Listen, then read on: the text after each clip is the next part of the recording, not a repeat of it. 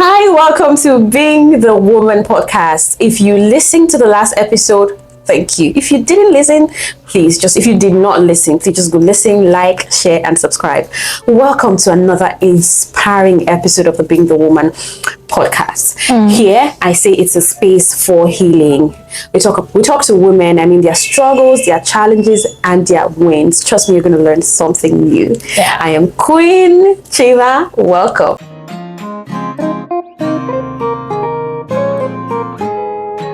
Today, I have a very special guest. Okay, how do I describe?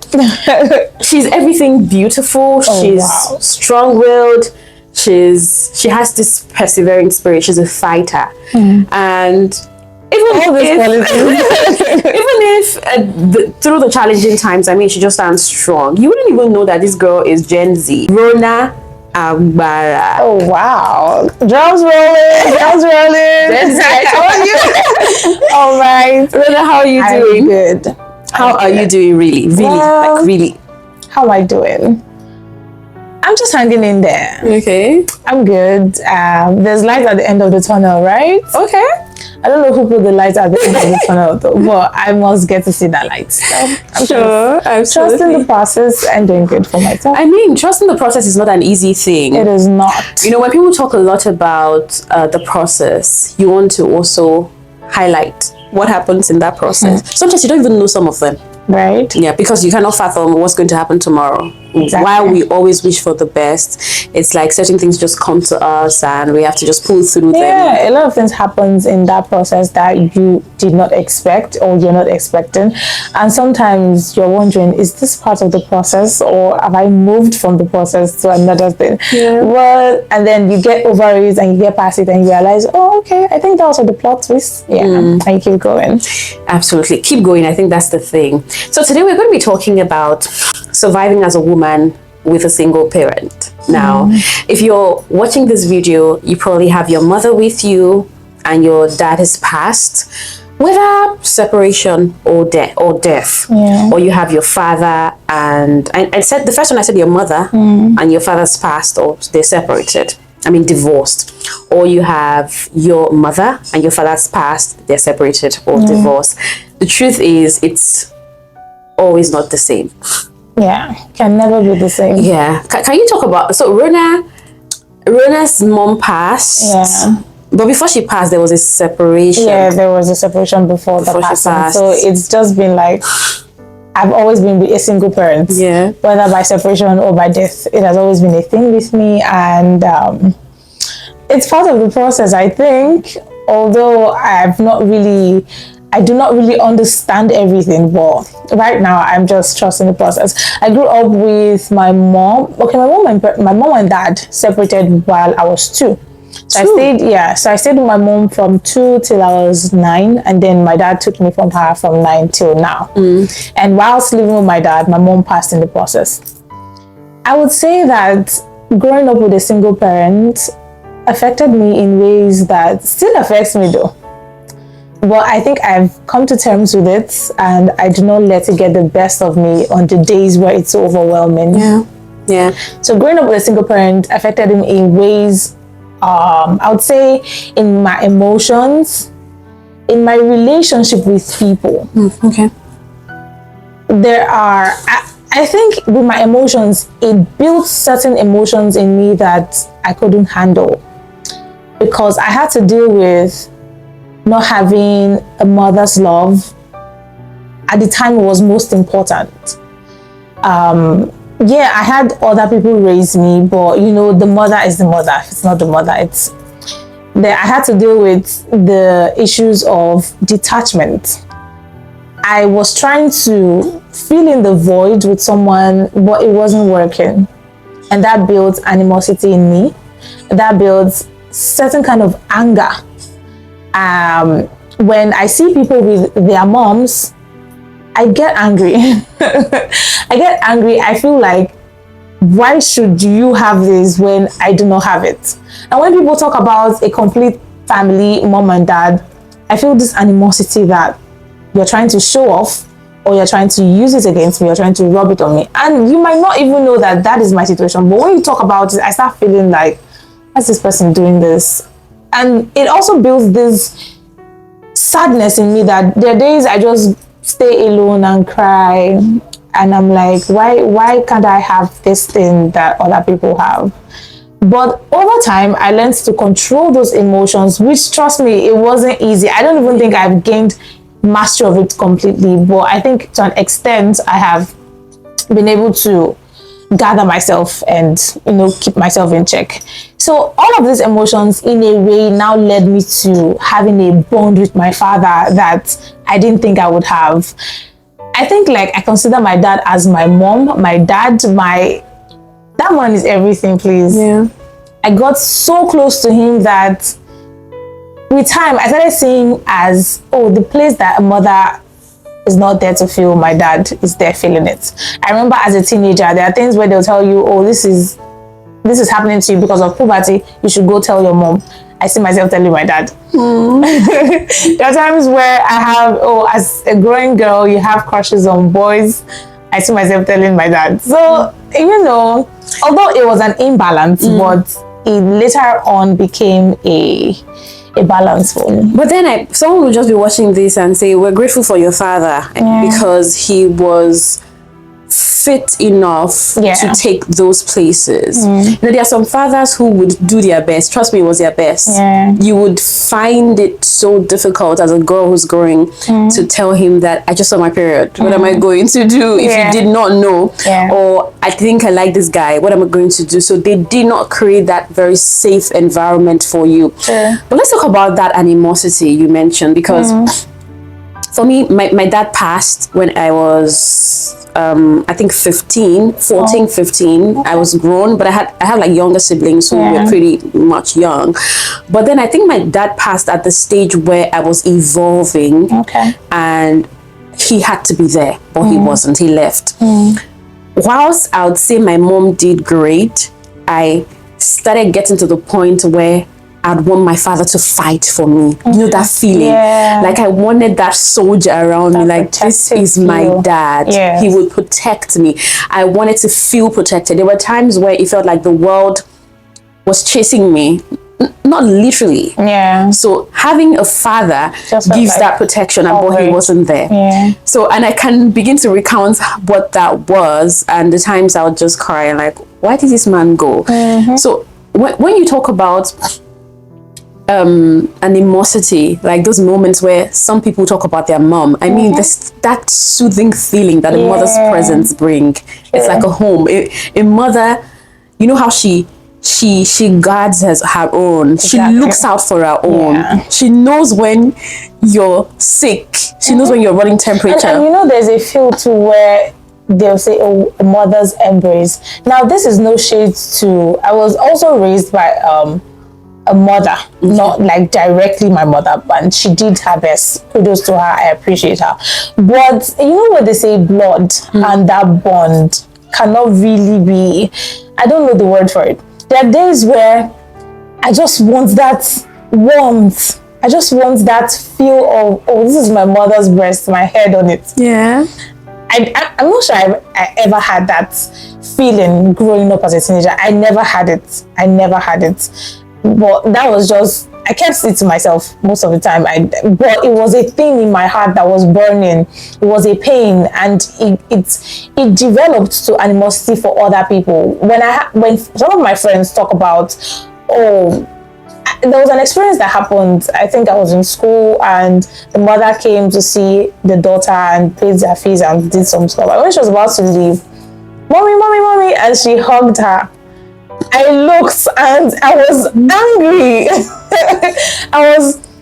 What is this? What is going on? And I think during that break period, I wasn't feeling good. I was feeling bad. I started having memories. I started feeling terrible. But, I knew that I had to deal with this thing because it was a childhood trauma for me. If I carry that into adulthood and I allow it to stay with me, I may become a broken person forever.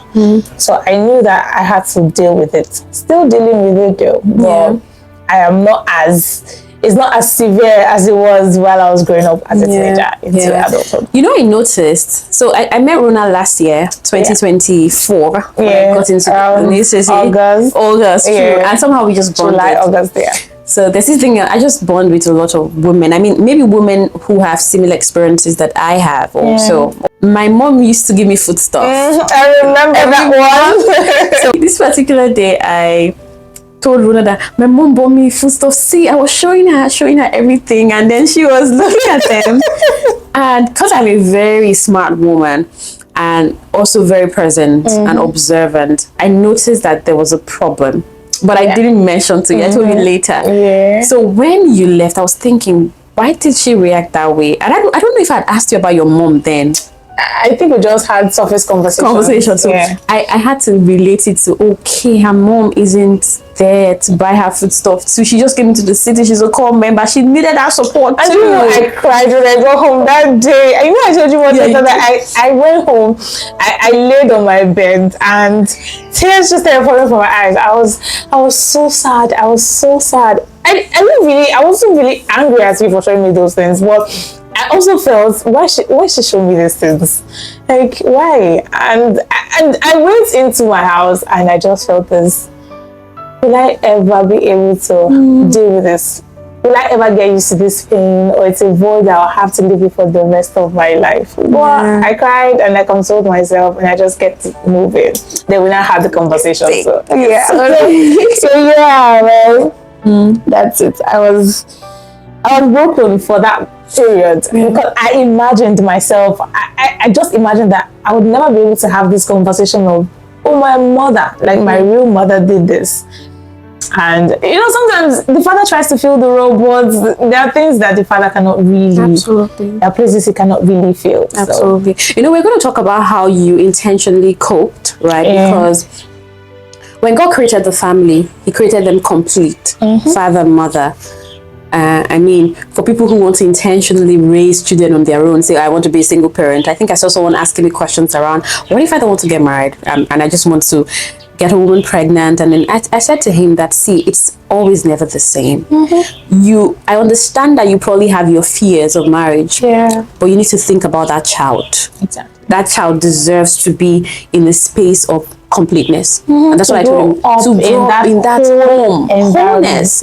Because the role that the father plays and the mother plays, they are different, but it comes together to form a whole, which is what a whole child needs. I mean, we have a lot of broken people. So while you were not able to control the fact that your parents separated and your mom passed, it was circumstantial.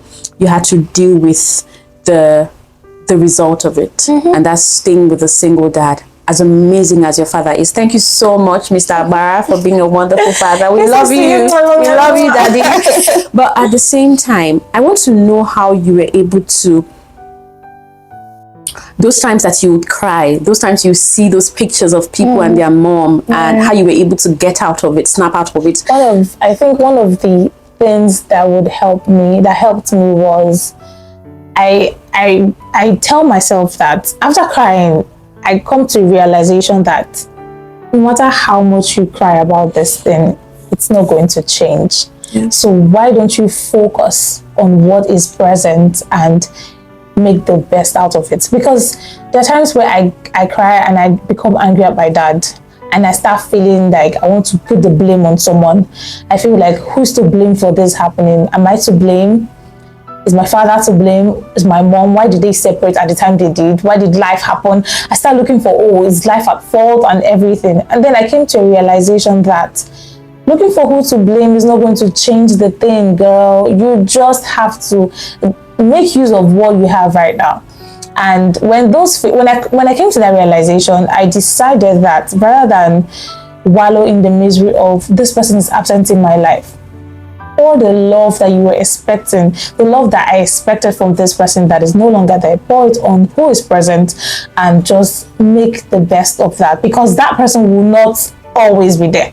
So when I think about, oh, I wish my mom, I tell myself, instead of saying, oh, I wish my mom, your dad is here, put that love that you're expecting from your mother on your dad, and I just tell myself that, okay, this is what I have now, I have to deal with it. So sometimes when I feel that way, I probably just call my dad and I'll just gist, or I'll just, and another thing, talking to a friend helped me too.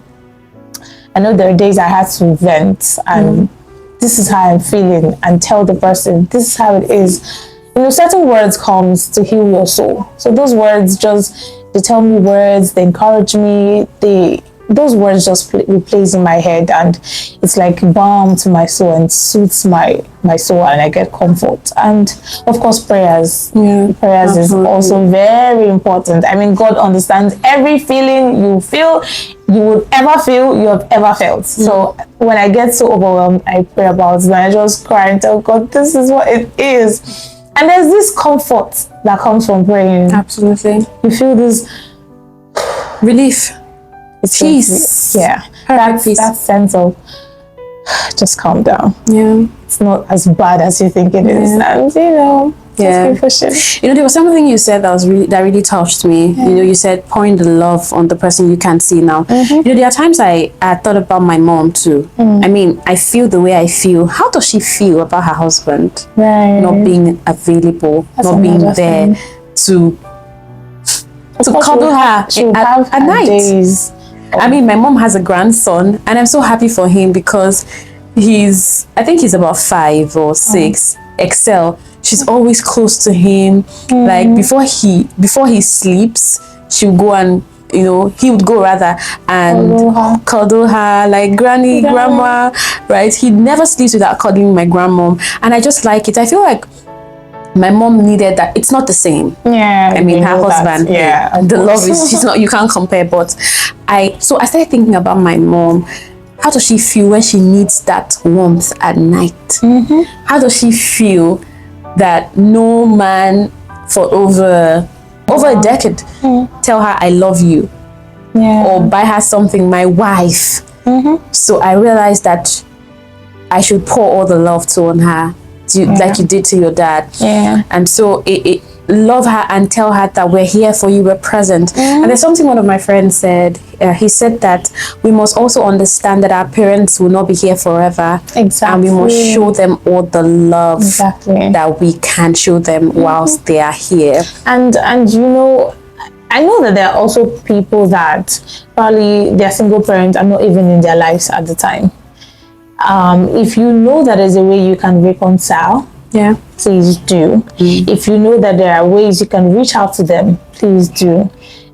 If parents' love is internal love, so if they're still alive and they are probably not close to you, there are ways you can make amends to reach out to them. Please do. If there is any form of animosity between you and your single parent, now is the time to reach out, make amends, just do something, just get closure, and it will be worth it, because they will not always be here. No matter the pain you feel, just do something to let yourself out of that pain, because if you hold on to that pain, that's like a bondage for you.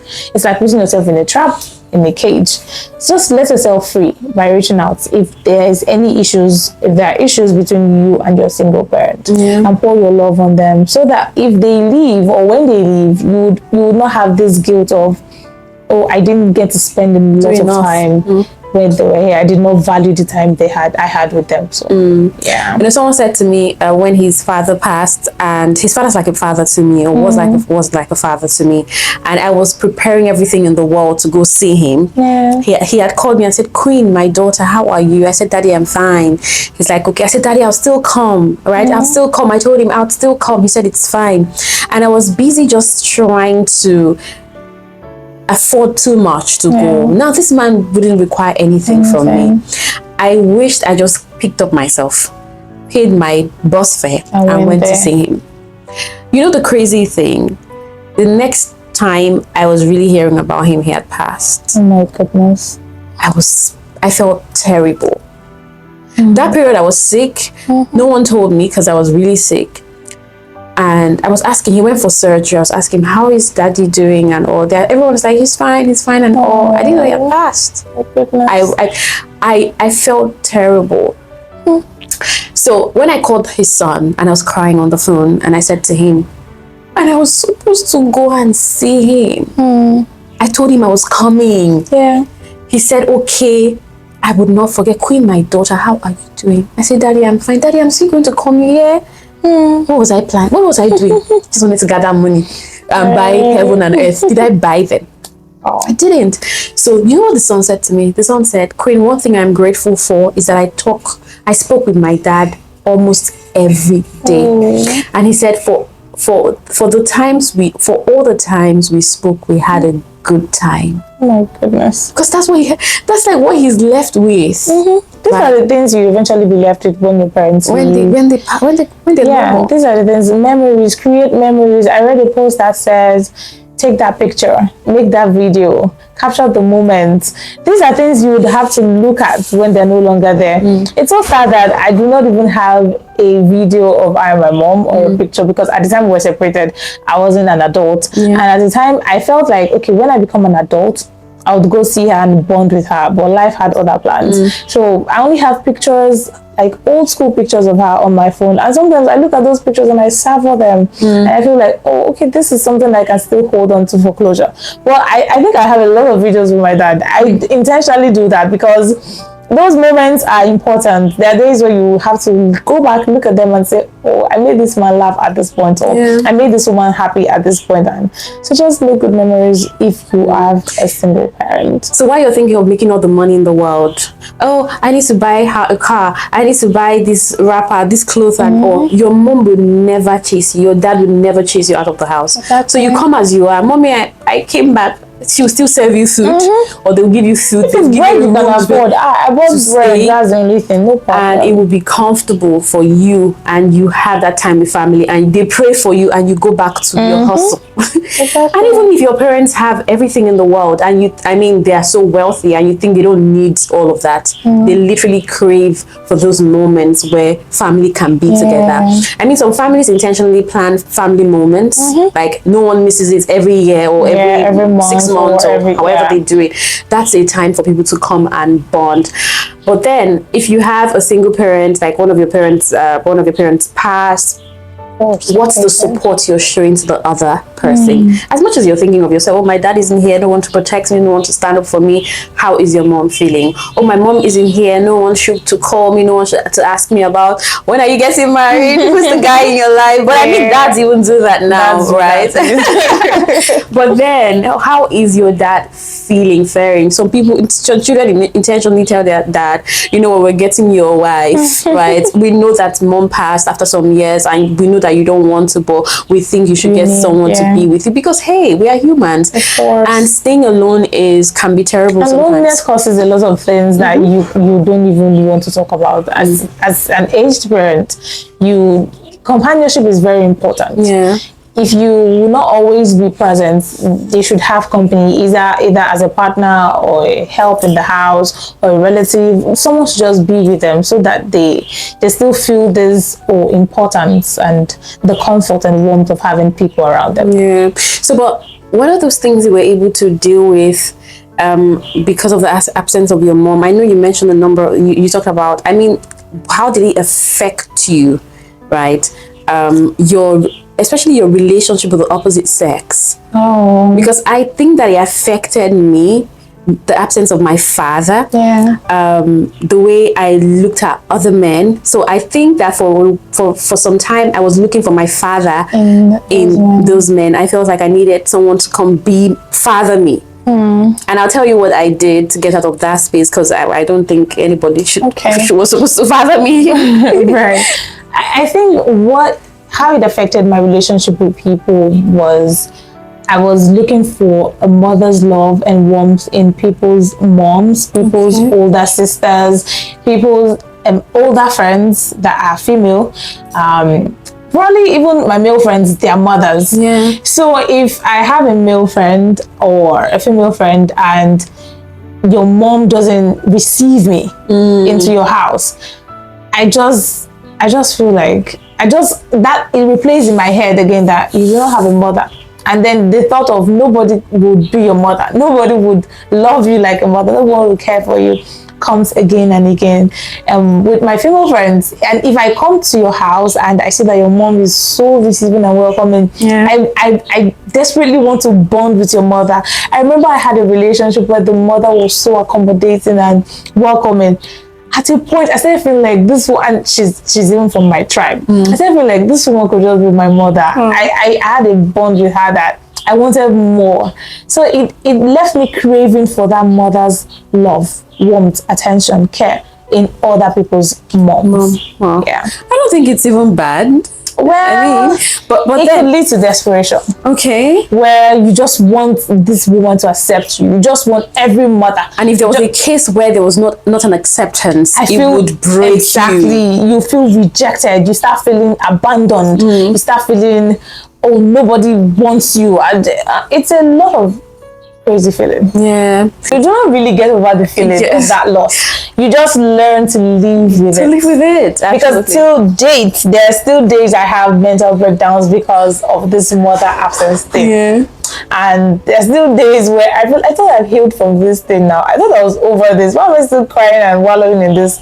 So I don't think you ever get over it. You just learn to master, live with it, and control. Okay. So what was that mastering and control like? What would you say it is like? Because for some people, don't you think you're still really hurt and broken? I think the healing process is, I wouldn't say the healing process is forever, but I think the healing process takes longer than you think. Because there are times I feel like, oh, I'm healed from this. I've gotten over the trauma. I'm good. And then something happens and it triggers it.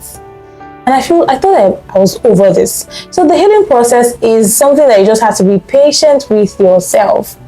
Understand that it's not going to go away, but it would hurt less with time. Yeah, it will hurt less with time, because years before now, I used to have more days of crying about that. But now I don't think I have like frequent days, unless there are certain triggers that just happen. And so it's getting better. Yeah, it gets better. It gets better. It does get better. Should I shock you? So I think that there'll be moments where you probably have a child and they say your mom is supposed to come. Oh my goodness. That's why I said triggers. So not like you probably, because you're going to have a child, you're going to get married and your mom is going to come. So why I said seeing a mother in other people's mom is also advantageous is, at that time, you're going to have your husband's mother. When she comes and feels in that space, you might not necessarily feel it. But if she's still feel it. You feel it, right? Because there are things she would do, and even when she would do things to cater out for you and care for you, you might still feel, oh, it would have been better if this was the real thing. Okay. I had a thought one of these days while I was thinking, okay, when I eventually want to get married, yes, my dad remarried, and she's an amazing woman. Yeah, she's an amazing woman. She does good. But then I had a thought of, when I want to get married and the father will be seated, the mother, I told myself, I must put my mother's picture there. There would be a special chair. And I will place her framed picture there, and they'll have to respect my wishes, because I feel like that would just be the closure I need, that your girl is getting married, your daughter is getting married. Be here and watch it. I don't care how you're going to see it, but just be there watching me and seeing the whole process. And I think that would make me cry. Yeah. But I think I would want to do that to honor and just feel this. Okay, my mom is still here. She was here. Absolutely. But have you met people like you? Like, do you have any ways to encourage them? I have a few friends that are from broken homes, single parents, and they relate so well. Sometimes their parents might be separated, so you grew up with your dad, your mom is. Some of them, I have a friend that does not even know the father.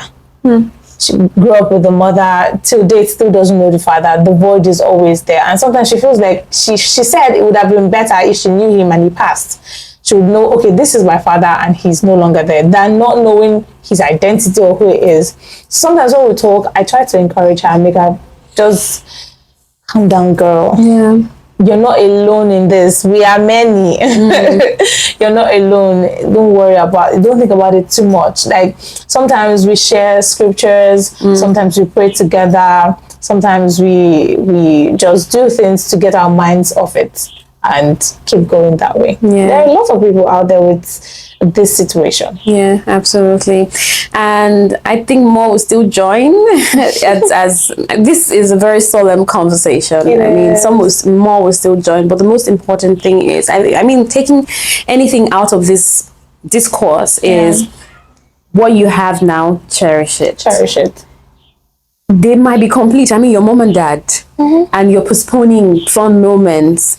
You think your dad got you angry and you don't want to talk to him, or your mom. Hey, please resolve whatever As soon as you resolve whatever ASAP, and just enjoy family because. All right. but I'm sure you're going on strongly, moving on fine, and no one plans for these things. It happens. Your parents just wake up and say they no longer want to be together. Imagine, and the children are crying like, "What's going on?" And the crazy thing, sometimes you have to choose who would you be with. If you be with the mom, you won't be with me. If you be with the dad, you won't be with me. And the children are in the middle, not knowing where they want to be. Because not every parent intentionally thinks about their children. I mean, these days we have people say, "Oh, they are still young." The law says they stay with the mother. The mother grooms them. The father owes them a certain responsibility. Their visitation, days of visitation.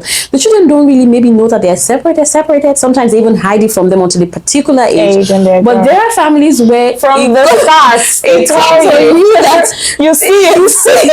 Nobody cares about your mental health. How you feel. They don't know these things themselves. Exactly. So it just happens and you have to deal with it. And I think that's where they just trauma visits you. Oh my goodness. So we have these parents, wonderful parents. If they knew better, they would do better. But it happens to you. So I think there's also a call for you not to recreate the trauma you grew up with as a child. I tell myself that I will never get to a point where I get married and say I do not want to be with this person again. So I have to be very careful who you get married to get married to, so that I don't dump traumas on my children and they have to grow up dealing with the things I suffered. And then learn to make marriage work. I think we have a generation who think that marriage is you can just bread and butter. Exactly. No, marriage has to work, and it's not like I watched a video this morning say third party isn't come make it work. To both of you are in the marriage, you're making it work. So it's not, the marriage is not Hollywood or Nollywood, and so it takes a lot of work. So, and it means that you should have also been putting a lot of work on yourself as an individual, so that when you come together, you're intentional about being with this person and what you guys do together. Absolutely. All right, so we're saying well done to you if you are a child who has a single parent and sometimes it's tough for you. You're not alone. Just know that God loves you absolutely, and He's going to take care of you. And we love you here. And we love you so much. I think I should give you a hug right now.